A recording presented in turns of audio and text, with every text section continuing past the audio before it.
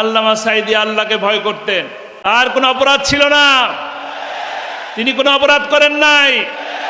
50 বছর বাংলাদেশের প্রতিটি জনপদে কোরআনের দাওয়াত পৌঁছে দিয়েছেন, কোরআনের কথা বলেছেন।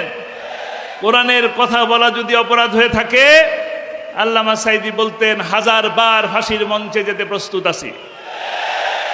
আল্লামা সাঈদী বলতেন আমাদেরকে বলো মৌলবাদী, আমরা হইলাম মূলবাদী, তোমরা আগাবাদী।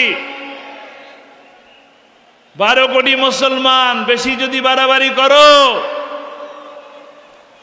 গোড়া ধরে নাড়া দেব, যা পৌঁছাবে কোথায়?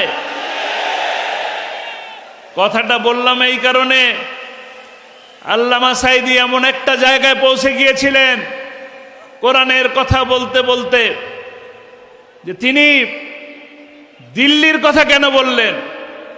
দিল্লির কথা তো নাও বলতে পারতেন, লন্ডন পৌঁছাবেন বলতে পারতেন, আমেরিকা পৌঁছাবে বলতে পারতেন, কিন্তু আল্লামা সাঈদীর মুখের কথা অক্ষরে অক্ষরে পরিণত হয়েছে। তিনি বলেছিলেন এমনও দিন আসবে ইন্দুরের গর্ত হবে না পলাবার জন্য, পলানোর জায়গা পাওয়া যায় না, কোথাও পলানোর জায়গা পাওয়া যায় না।